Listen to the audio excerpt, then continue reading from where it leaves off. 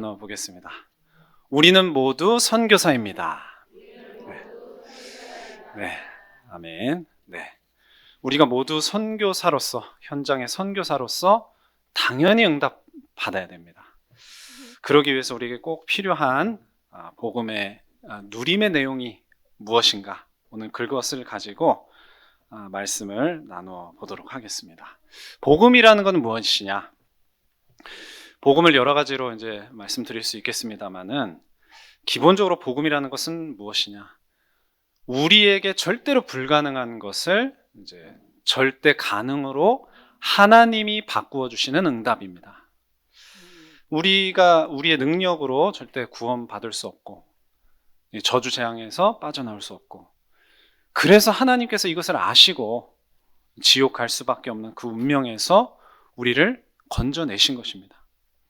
그래서 로마서 8장 3절에서 6절에 보시면, 우리가 육을 따르지 않고 영을 따르는 이유에 대해서 이야기를 하고 있어요. 그래서 율법주의가 잘못된 이유가 뭐냐? 율법이 육신으로 말미암아 연약하여 할 수 없는 그것을 하나님이 하신다. 그래서 아들을 육신의 모습으로 보내주셔서 그 육신의 죄를 정하사 육신을 따르지 않고 영을 따라 행하는 우리에게 율법의 요구가 이루어지게 하시는 것이다. 우리가 율법을 지켜서가 아니라 그리스도께서 십자가에서 죽으시고 부활하심으로써 율법의 요구를 대신 이루어 주신 것이다 말씀을 하십니다. 그리고 5절에 육신을 따르는 자는 육신의 일을, 영을 따르는 자는 영의 일을 생각하나니 육신의 생각은 사망이요 영의 생각은 생명과 평안이다.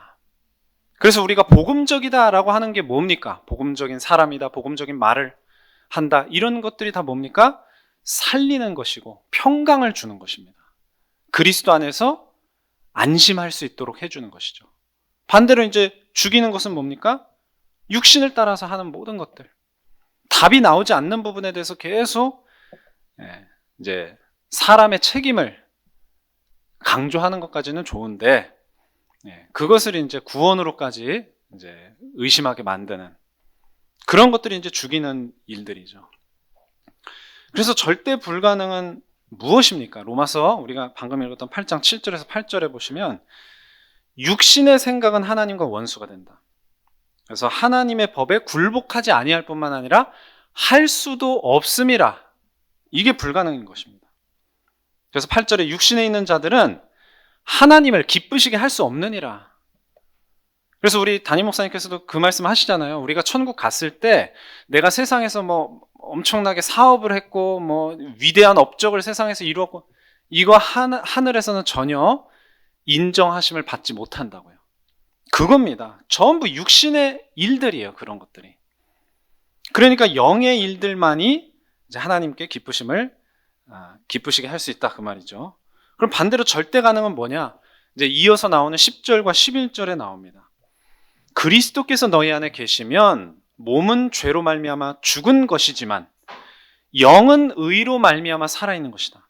11절에 예수를 죽은 자 가운데서 살리신 이의 영이 너희 안에 거하시면 그리스도 예수를 죽은 자 가운데서 살리신 이가 너희 안에 거하시는 그의 영으로 말미암아 너희 죽을 몸도 살리시리라.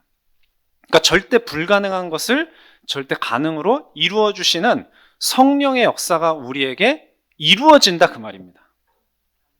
그러니까 우리가 이걸 붙잡아야 구원받는 것이고, 이걸 붙잡아야 제대로 쓰임받을 수 있는 것입니다. 그래서 오늘은 이 선교에 대한 부분이에요. 우리가 선교를 어떻게 합니까? 문화권이 다른 곳에 복음을 전하는 것을 선교라고 하는데, 단순히 이제 문화권이 다르다고 하는 게 사실은 이제 우리가 실제 선교 현장에서 대면을 해보면, 직면을 해보면 얼마나 이게 사실 골이 깊은 것인지를 알 수가 있거든요. 그래서 우리가 어떻게 하면은 선교에 쓰임받을 수 있을 정도로 응답 받을 수 있을 것이냐, 이겁니다.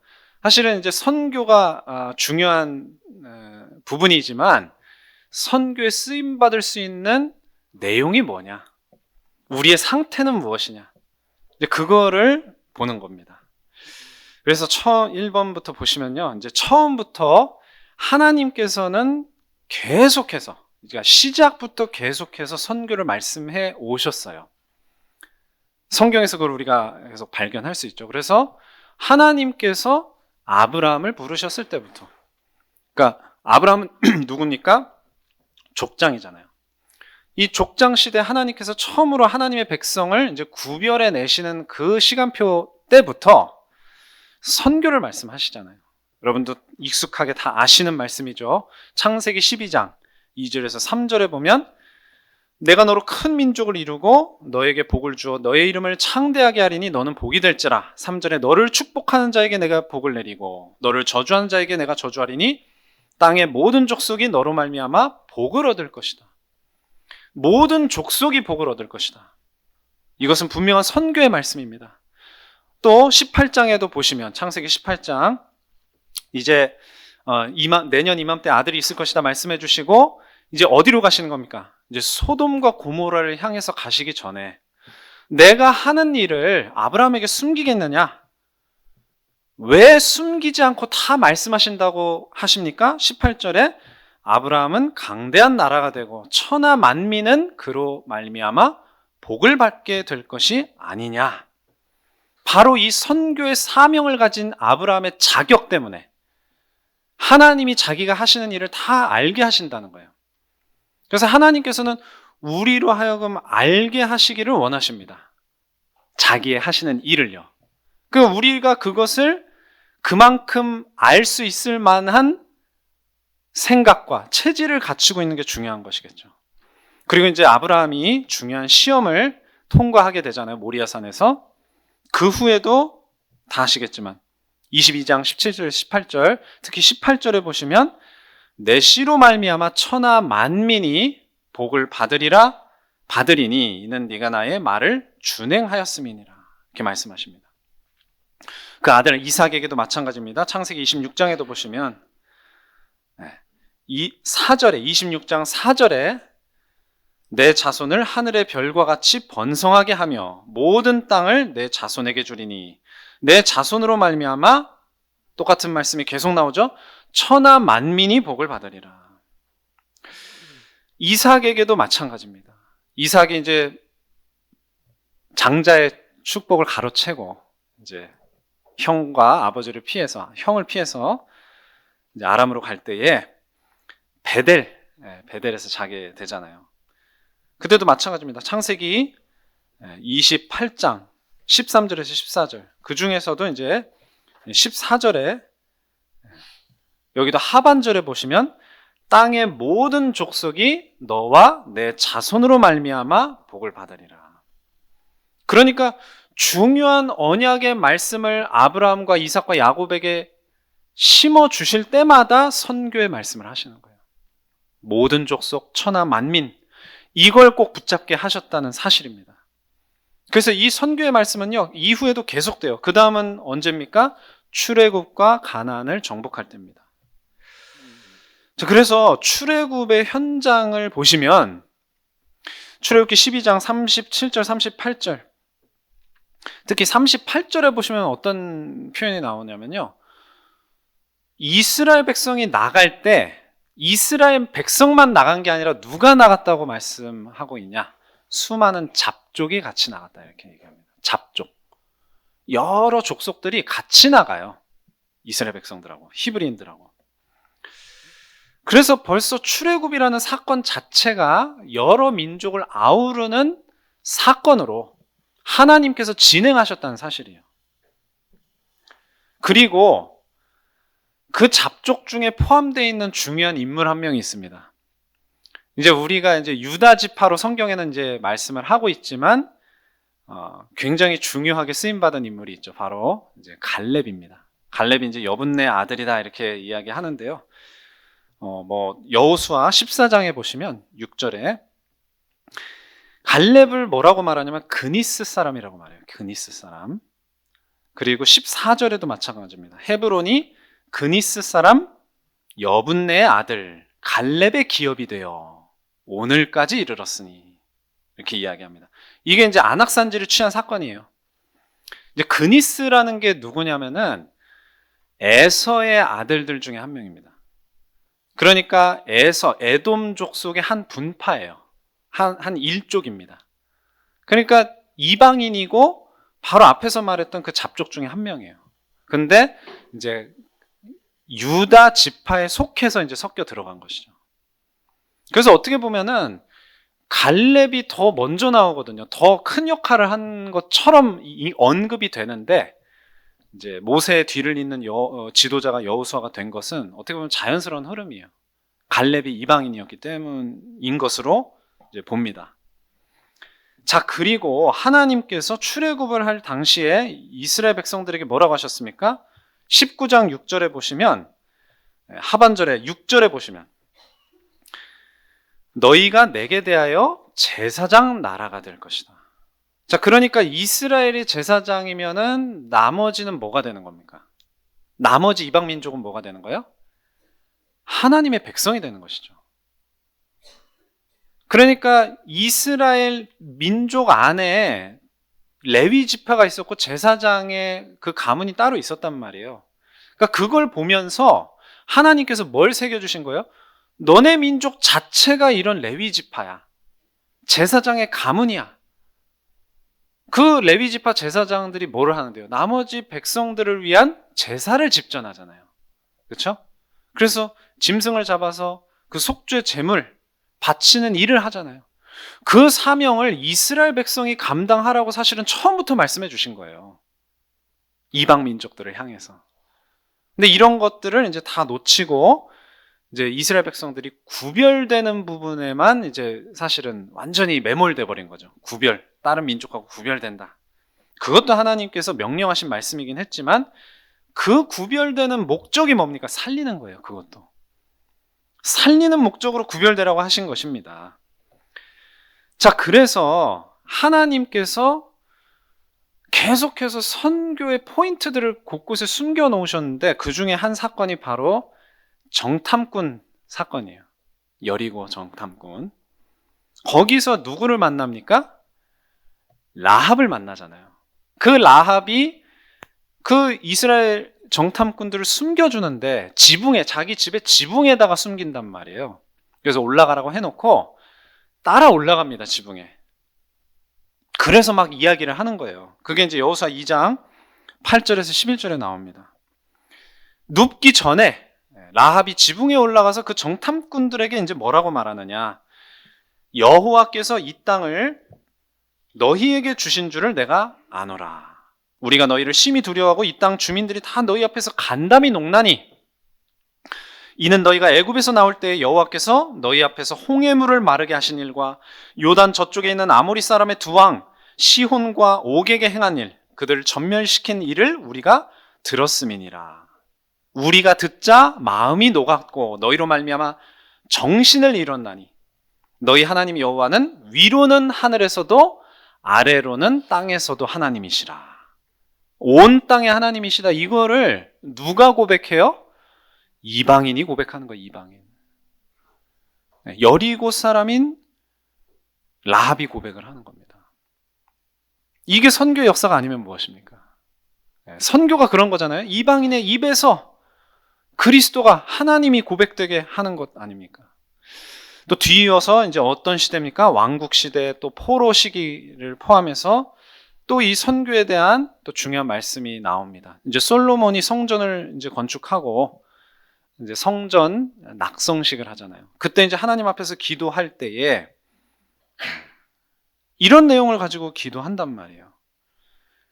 열왕기상 8장 41절에서 43절에 보시면 또 주의 백성 이스라엘에 속하지 아니한 자 곧 주의 이름을 위하여 먼 지방에서 온 이방인이라도 42절에 그들이 주의 크신 이름과 주의 능한 손과 주의 펴신 팔의 소문을 듣고 와서 이 성전을 향하여 기도하거든 주는 계신 곳 하늘에서 들으시고 이방인이 주께 부르짖는 대로 이루사 땅의 만민이 주의 이름을 알고 주의 백성 이스라엘처럼 경외하게 하시오며 또 내가 건축한 이 성전을 주의 이름으로 일컫는 줄을 알게 하옵소서. 누구로요? 그 이방인으로. 성전이 이스라엘 백성들만의 것이 아니고 이방인의 것도 된다는 사실을 솔로몬이 그 성전을 건축한 총책임자인 솔로몬이 아예 하나님께 기도함으로써 선포하고 있는 모습이에요. 그래서 같은 말씀이 이제 역대하 6장에도 나오는데요. 네, 그렇게 나옵니다. 그리고 이제 포로기 때는 어떻습니까? 이 사실은 이제 포로기 때가 아니라 우리가 이제 포로기를 향한 중요한 메시지를 가장 많이 선포한 선지자로 익숙하게 알고 있는 선지자가 누굽니까? 7 렘넌트 중에 한 명이기도 하고 바로 이사야거든요. 근데 사실은 이사야는 포로기 때 인물이 아니에요. 이사야가 살았고 활동했던 시기는 남유다는 멀쩡히 있었고 이제 이사야의 그 살아있는 동안에 북이스라엘이 멸망하던 그 시기입니다. 그러니까 북이스라엘 멸망하고 남유다 멸망 사이에는 140년 정도의 간극이 있단 말이에요. 그러니까 아직은 어떻게 보면 한참 뒤에요. 여러분 140년 뒤를 한번 생각해 보세요. 뭐 가늠이 됩니까? 근데 그때를 두고 이미 바벨론에 포로될 것, 그 다음에 그 이후에 고레스 왕이라는 바벨론을 쳐부수고 이스라엘을 해방시켜주는 바사왕 고레스가 등장할 것이라는 것까지 다 하나님이 이사야를 통해서 말씀하신단 말이에요. 그때도 뭐 말씀이 많습니다만은 이사야 49장 6절에 보시면 그가 이르시되 네가 나의 종이 되어 야곱의 지파들을 일으키며 이스라엘 중에 보존된 자를 돌아오게 할 것은 매우 쉬운 일이라. 이스라엘 회복시키는 건 매우 쉬운 일이다. 그리고 또 너를 이방의 빛으로 삼아 나의 구원을 베풀어서 땅끝까지 이르게 하리라. 처음부터 이 땅끝까지 우리가 오늘 다 암송하고 계시는 사도행전 1장 8절 땅끝까지 이르러 내 증인이 되리라. 여기도 땅끝입니다. 이 말씀을 어디서 인용하냐? 바울이 이제 처음으로 선교 이제 여행을 떠나서 비시디아 안디옥이라는 곳에 이르러서 회당에서 복음 전할 때 이 말씀을 합니다. 그러니까 회당이니까 어떤 사람들이 있단 말이에요. 유대인들이 있다는 얘기죠. 그래서 유대인들에게 복음을 전하는데 어떤 사람들이 와가지고 막 반박하고 막 회방을 놓습니다. 그때 이제 바울이 하는 말이에요. 주께서 이같이 우리에게 명하시되, 사도행전 13장 47절입니다. 이방의 빛으로 삼아, 내가 너를 이방의 빛으로 삼아 너로 땅끝까지 구원하게 하리라 하셨느니라. 이렇게 말씀을 하신다. 그러니까 무슨 말입니까? 이방의 빛으로 삼는 것이 원래 하나님이 이스라엘 백성, 유다 백성들에게 주신 말씀인데 그걸 왜 거역하느냐 그 얘기예요. 그러면서 48절에 우리가 이제 익숙하게 아는 말씀이죠. 그 말씀을 이방인들이 같이 듣고 있었어요. 유대인들하고. 근데 듣고 기뻐하여 하나님의 말씀을 찬송하며 영생 주시기로 작정된 자는 다 믿더라. 바로 여기서 나온 말씀입니다. 하나님께서 이렇게 선교에 대해서 계속 말씀을 해 주심에도 불구하고 사실은 깨닫지 못하기는 다 마찬가지입니다. 그래서 이 선교에는 반례가 있어요. 반례. 무슨 말입니까? 반대되는 사례들이 있다는 이 말입니다. 그 원인이 뭡니까? 잘못된 체질 때문이죠. 그래서 그것을 보여주는 가장 대표적인 사례, 잘 아시겠지만 바로 요나입니다. 요나는 다 아시잖아요. 하나님께서 니느웨의 죄악이 가득하니까 이제 심판의 말씀을 선포해라. 그러니까 심판이 임박할 것이다. 이제 너네들 죄가 너무 많아서. 근데 벌써 하나님께서 심판의 말씀을 전하라고 하실 때는 그게 무슨 성격입니까? 경고란 말이에요. 경고. 그러니까 경고라는 말은 무슨 뜻이죠? 만약에 그 경고를 받아들이면 어떻게 되는 겁니까? 사함을 받는 거예요. 그러니까 요나가 처음부터 니느웨 가기를 싫어했던 이유가 뭡니까? 하나님에 대해서 알았기 때문이에요. 하나님에 대해서 뭘 합니까? 요나서 4장 1절에서 4절 말씀해 보시면 나오죠.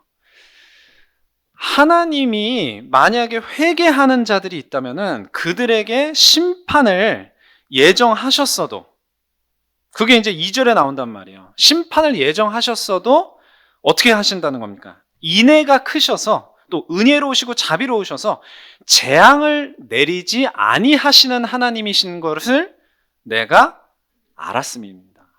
알아서 어땠다는 거예요? 그러니까 싫다는 거예요.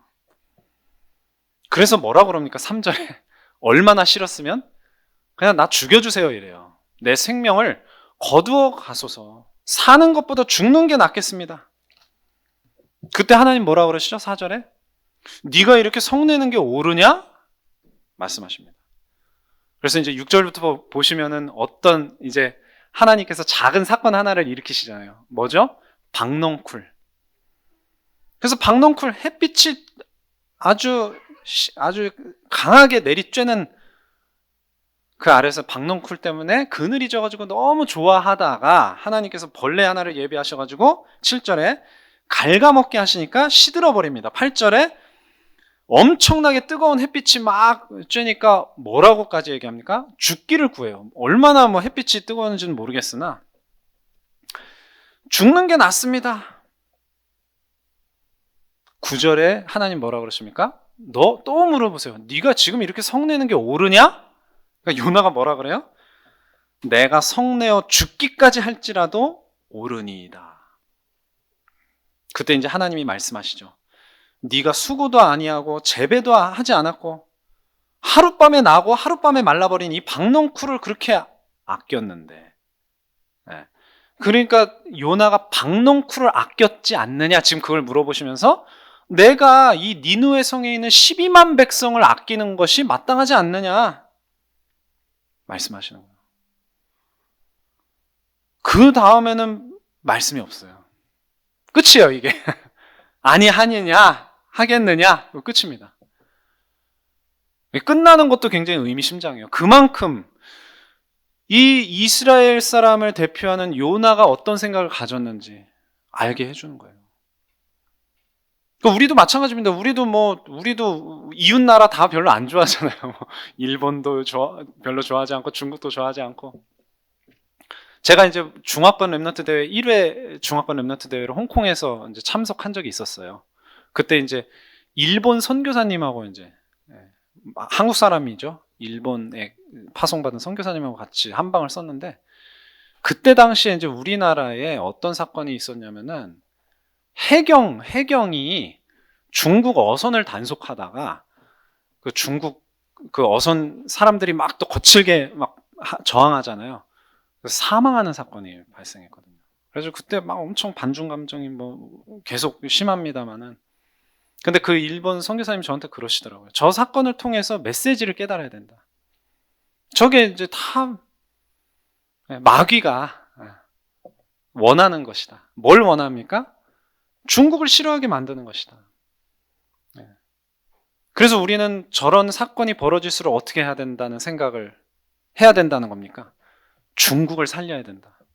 중국의 복음을 전해야 된다. 저런 사건이 발생할수록. 일본에서 막 망언을 하고 뭐 신사참배하고 야스쿠니 신사참배하고 막 독도 망언하고 이럴 때마다 막 반일 감정 하지 말고 일본을 살려야 된다. 그 얘기를 저한테 딱 해주시는데 정말 딱 박히더라고요. 저도 뭐 비슷하게 다 뭐 반일 감정, 반중 감정 다 가지고 있었는데 속는 것이구나 깨달았습니다.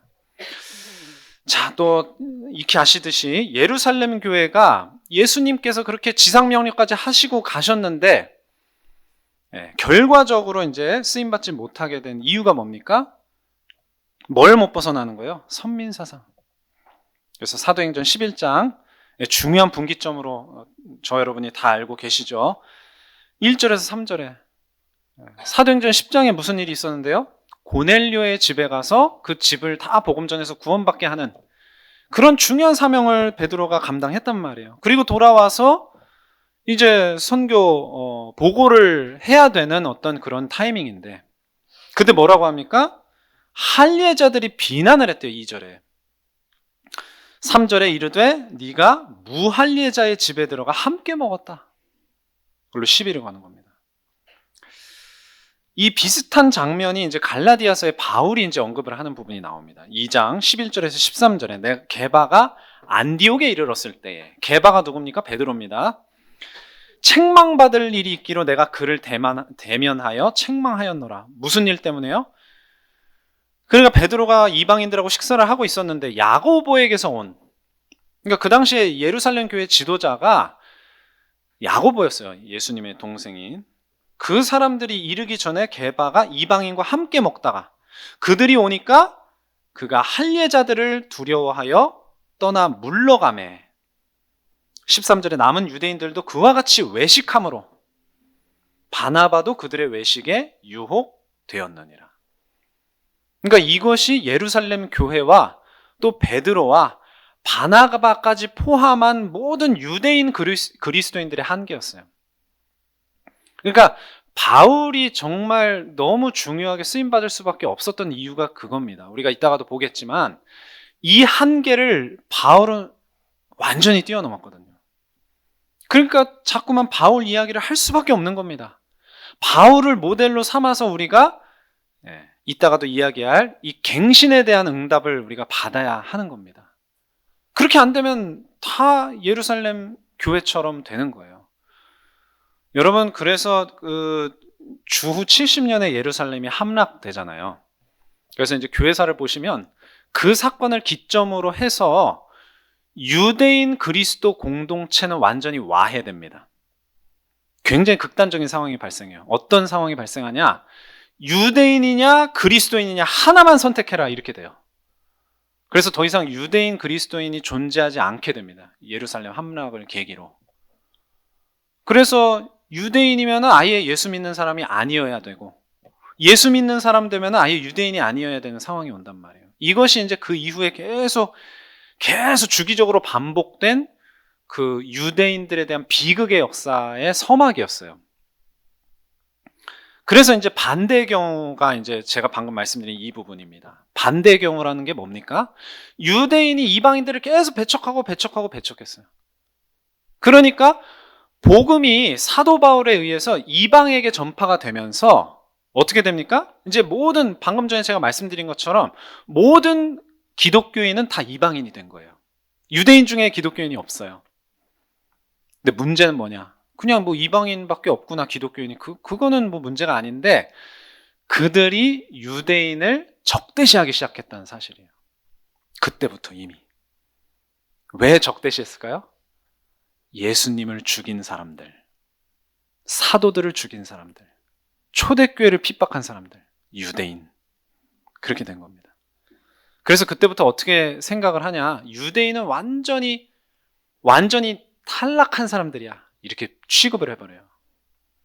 탈락했어. 뭐에서 탈락했어요? 언약의 대열에서 탈락해버렸어. 그냥 지옥 불구덩이의 백성들이야. 그런 사상을 기본적으로 가지고 있었기 때문에 유럽의 기독교인들에 의해서 엄청난 핍박을 받았고, 그 1800년 동안 이어온 그 유대인 핍박의 역사가 절정을 이룬 게 어떤 사건입니까? 그게 바로 2차 대전 당시의 홀로코스트예요. 나치에 의해서 자행된.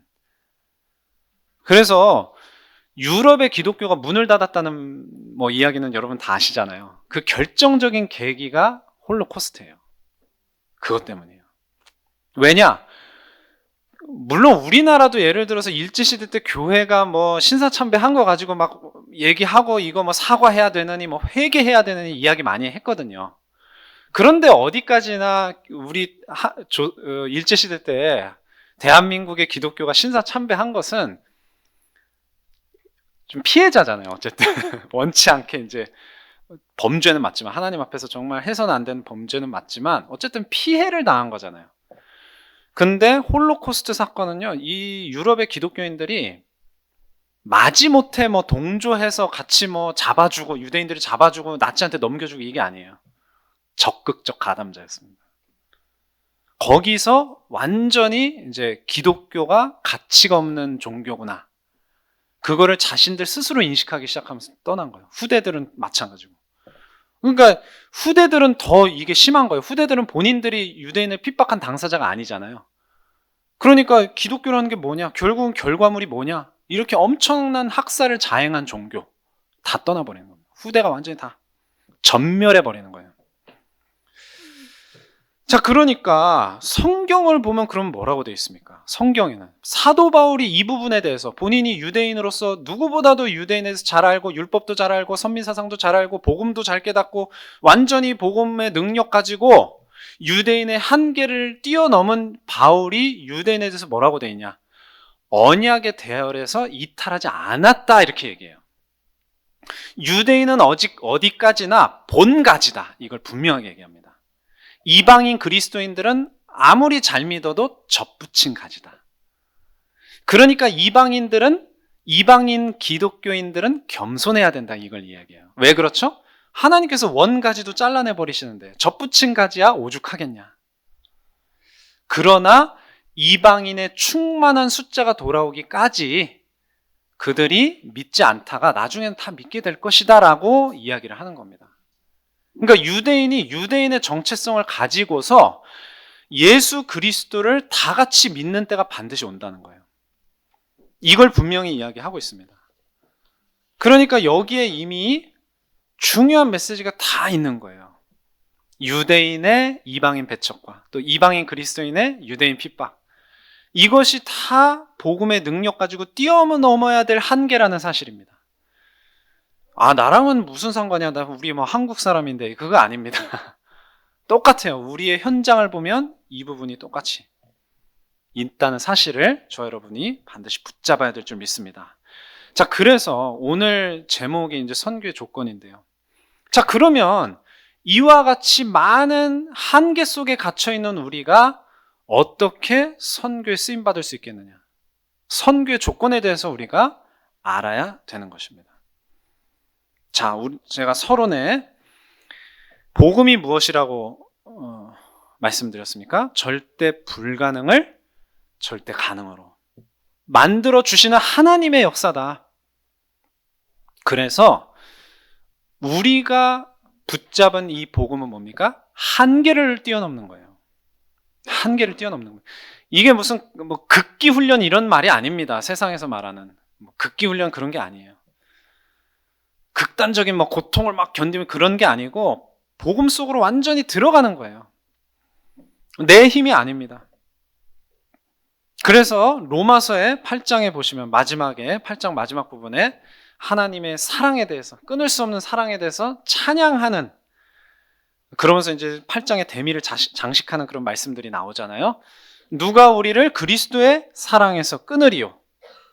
그러면서 말하는 게 뭡니까? 환난이나 곤고나 박해나 기근이나 적신이나 위험이나 칼이랴 이야기합니다. 이런 모든 것들이 닥쳐와도 그리스도의 사랑에서 끊을 수 없다. 이것을 우리가 체험해야 된다는 것이죠. 꼭 핍박을 받아야만 체험하는 게 아니고 하나님께서 우리에게 허락하신 많은 상황 속에 문제들이 있잖아요. 그 속에서 우리가 환난이나 곤고나 박해나 기근, 적신, 위험, 칼에도 불구하고 끊어지지 않은 하나님의 사랑을 체험해야 된다는 것입니다. 그래서 38절에서 39절에 내가 확신하노니 사망이나 생명이나 천사들이나 권세자들이나 현재일이나 장래일이나 능력이나 높음이나 깊음이나 다른 어떤 피조물이라도 우리를 우리 주 그리스도 예수 안에 있는 하나님의 사랑에서 끊을 수 없으리라. 이것을 우리가 체험하는 것입니다. 반드시 체험해야 되는 것입니다. 그렇게 될 때 갈라디아서 3장 28절에 너희는 유대인이나 헬라인이나 종이나 자유인이나 남자나 여자나 다 그리스도 예수 안에서 하나이니라. 다 이거나 저거나 계속 이렇게 얘기하잖아요. 이거나 저거나. 무슨 말입니까? 여러 조건들이 많은데 그리스도 하나 가지고 다 초월할 수 있다. 초월이 되어야 한다. 내 노력으로 초월하는 게 아닙니다. 그리스도 동행할 때 이따가도 또 말씀 나누겠지만 동행할 때 그 기쁨 속에서 초월이 되는 것입니다. 자, 그래서 중요한 부분이 또 뭐냐면요. 하나님께서 우리에게 있는 이런 한계, 뭔가 조건을 넘어서지 못하고 육신적인 상황을 넘어서지 못하는 이 한계를 하나님이 넘어서게 만들어버리는 어떤 섭리가 있어요. 이게 꼭 좋다 나쁘다 말할 수는 없지만 자, 왜 이스라엘 백성들이 유월절 사건을 겪어야만 했습니까? 이유가 뭐죠? 이스라엘 백성들이 애굽에서 어떤 신분이었어요? 종되었던 너희를 구원해낸 나 여호와이니라. 이거 계속 말씀하시거든요. 노예 상태로 있었기 때문이잖아요. 그러면은 왜 이스라엘 백성들은 노예 상태가 됐습니까? 요셉을 알지 못하는 바로가 일어나서. 그게 의미하는 바가 뭐죠? 이스라엘 백성들이 요셉이 누렸던 뭘 놓친 겁니까? 언약을 놓친 거죠. 언약을 놓칠 때 하나님의 방법이 이렇게 작용을 하는 겁니다. 자, 그러니까 10가지 재앙이 일어나고 6월절 사건을 통해서 막 장자가 죽고 하니까 할렐루야 할 게 아니라는 거죠. 막 이제 은근 팹을 받아가지고 이제 나와가지고 이제 할렐루야 하면서 어디로 갑니까? 가는데 홍해가 가로막고 뒤에서 바로의 군대가 추격해와요. 이제 우리 다 죽었다 했는데 하나님께서 모세의 손에서 그 지팡이를 통해서 어떻게 하십니까? 홍해를 가르고 건너게 하시잖아요. 그리고 애굽의 군대를 몰살시키지 않습니까? 그러니까 막 미리암을 비롯해서도 막 할렐루야 합니다. 그게 할렐루야 할 게 아니고 이렇게 해서 언약을 깨닫게 하시는 그 하나님의 섭리를 알아야 된다는 것이죠. 그럴 수밖에 없는 우리의 상태를 알아야 되는 것이죠. 그러니까 막 지금도 이렇게 기적 일어날 수 있습니다. 막 기적을 붙잡는 게 아니라 기적 일어나는 게 좋은 게 아닙니다. 그게 바로 출애굽의 역사입니다. 그 다음에 노예 다음엔 뭐가 있습니까? 노예, 포로 속국이잖아요. 포로가 있잖아요. 포로 때도 마찬가지입니다. 하나님께서 포로로 끌려간 사람들을 통해서 이루시는 역사, 그게 하나님의 섭리입니다. 여러 사람들이 있지만 가장 대표적인 인물은 누굽니까? 다니엘이죠. 그래서 다니엘을 보시면 뭡니까? 다니엘이 왜 뜻을 정했죠? 우리도 지금 그렇게 해야 됩니까? 신약 성경에 보면 그게 아닌데 우상에 바쳐진 고기 먹으면 안 됩니까? 먹어도 되잖아요. 그런데 왜 다니엘은 그걸 가지고 뜻을 정했습니까? 그것을 언약으로 붙잡은 겁니다. 우상 숭배하다 망한 우리 민족, 나는 오직 하나님만 바라보고 우상 숭배하지 않을 것이다. 그걸 언약으로 붙잡은 거예요. 그래서 거기에 역사가 일어난 것입니다. 그래서 보시면은 다니엘의 이 발걸음 속에는요, 조서가 많이 나와요. 조서. 사자굴에 들어갈 때만 조서가 나온 게 아니고, 네. 사드락 메삭 아벳느고 풀무불에서 살아나왔을 때 그 광경을 본 느부갓네살이 조서를 반포합니다. 다니엘 3장 29절에 내가 이제 조서를 내리노라. 사드락과 메삭과 아벳느고의 하나님께 경솔히 말하는 자가 있으면은 그 몸을 쪼개고 그 집을 걸음터로 삼을지니 이같이 사람을 구원할 다른 신이 없음이니라. 포로로 끌려가서 하나님을 증명하는 거예요. 포로로 끌려가서 하나님의 권능을 하나님께서 입증해 보이시는 겁니다. 다니엘 4장은요, 아예 4장 전체가 조서예요. 느부갓네살 왕은 해가지고 자기가 계속 기술을 하는 겁니다.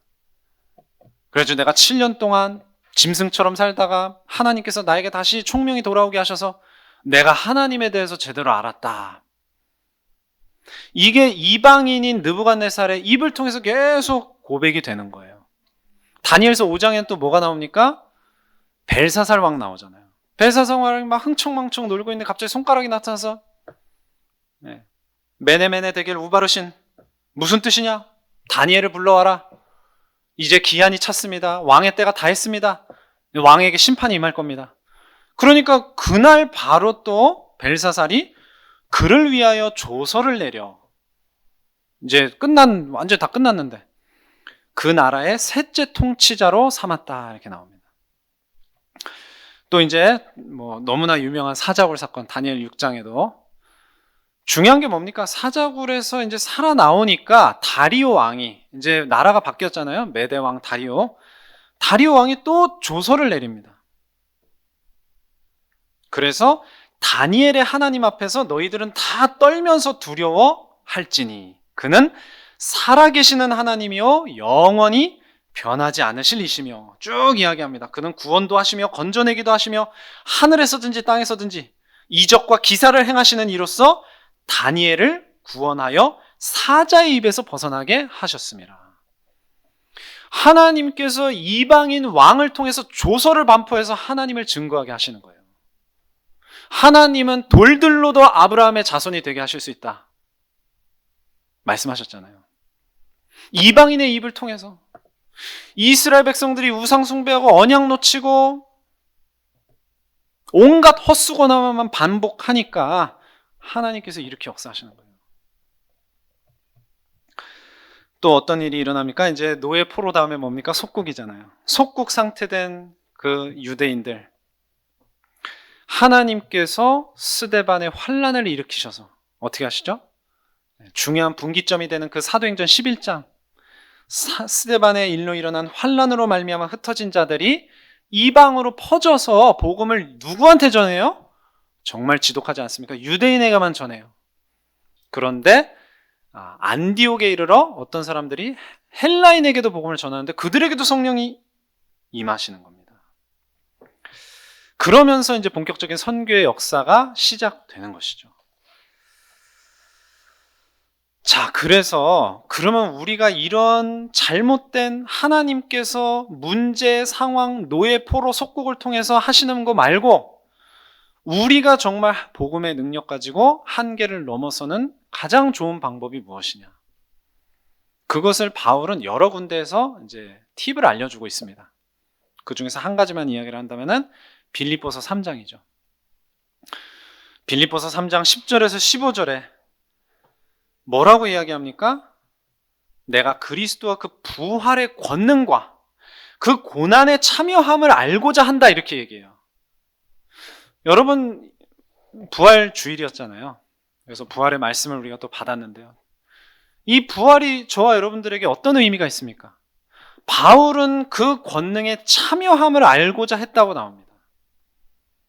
그래서 뭘 본받겠다고 그래요? 죽으심을 본받아. 어떻게 해서든지 죽은 자 가운데서 부활에 이르려 하오니. 그러니까 부활은 뭡니까? 바울에게는 목표가 되어 있었어요. 목표. 저와 여러분에게도 부활이 목표 맞습니까? 부활을 생각합니까? 그 죽으심을 본받는 것을 목표로 합니까? 그러면서 바울이 한 말이 그거예요. 12절에 내가 이미 얻었다 함도 아니요 온전히 이루었다 함도 아니라 오직 내가 그리스도 예수께 잡힌 바 된 그것을 잡으려고 달려간다. 이게 표현이 굉장히 이상합니다. 잡힌 바, 잡혔다는 거는 내가 피동태거든요. 내가 이렇게 누군가에 의해서 되는 거. 근데 그것을 내가 잡는데요. 이건 능동태입니다. 같이 쓰고 있어요. 내가 그리스도한테 붙잡히는 게 내 목표야. 이걸 얘기하는 거예요. 이게 여러분 목표입니까? 큰 응답 받아서 내가 성공하고 잘 되고 이게 목표입니까? 이 말씀을 통해 우리가 돌아봐야 되는 것입니다. 그걸 잡으려고 내가 달려간다고 표현해요. 달려간다. 달려간다 뭡니까? 그냥 적당히 내가 걸어가면서 그게 아니죠.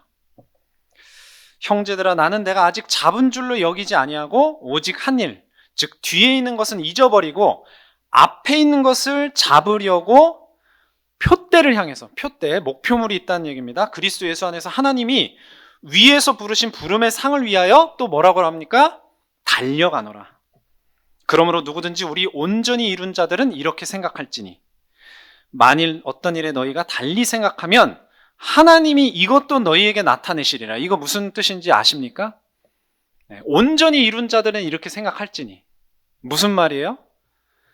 이걸 이제 두 가지로 이제 해석을 합니다. 보통 신학자들이. 하나는 진짜 신앙의 수준이 굉장히 높은 사람들을 의미한다고 보는 해석이 있고요. 또 하나는 뭐냐면 이거는 바울이 비아냥거리는 것이다.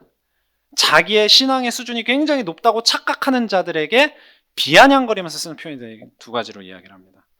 근데 어느 쪽이 됐든 간에 바울이 달리 생각하라고 지금 얘기하고 있어요. 무슨 말입니까? 다 이루어진 거 아니다. 우리는요, 예수의 날이 이르기까지, 예수의 날, 그리스도 예수의 날까지 이루어 가실 줄 내가 확신하노라. 빌립보서 1장 6절 말씀 있잖아요. 그때까지 완성이 없어요, 사실은 우리는. 완성 없습니다. 바울이 얼마나 응답 많이 받았습니까? 바울이 얼마나 복음 체질화가 많이 됐습니까? 그러나 나는 다 이루어졌다고 생각 안 한다는 거예요. 그러면서 지금도 나는 표대를 향해 달려간다는 겁니다. 이게 우리한테 필요한 자세예요. 우리의 복음 체질화 아직 안 돼 있습니다. 누구라도 마찬가지예요. 그래서 우리는 계속 날마다 그리스도와 동행하고 그 행복을 더 크게 누리기를 사모하면서 오늘도 내일도 표대를 향해 달려가야 할 줄로 믿습니다. 결론입니다. 그래서 이 복음이라는 게 뭐냐? 요한일서 1장 말씀을 가지고 한번 설명을 해보겠습니다. 사도 요한은 여기서 복음을 뭐라고 설명하냐? 사귐과 갱신이다, 이렇게 이야기합니다. 우리가 구원받은 것도 어떻게 보면 갱신이거든요. 그렇죠? 마귀 자녀에서 하나님 자녀로 신분이 완전히 바뀐 겁니다. 그래서 사도 요한의 복음은 무엇이냐? 사귐과 갱신인데, 요한일서 1장 3절에 보시면 아버지와 함께, 예수 그리스도와 함께, 이 함께가 우리의 누림이고 사귐이다, 이걸 이야기해요. 우리가 보고 들은 바를 너희에게도 전하는 것은 너희로 우리와 사귐이 있게 하려는 것인데, 우리의 사귐은 그럼 뭔데? 아버지와 그의 아들 예수 그리스도와 더불어 누림이라. 이제 이렇게 누림이라 이렇게 돼 있는데, 이제 사실은 그냥 사귐입니다, 이것도. 그러니까 정확하게 말하면요, 우리의 사귐은 이거야.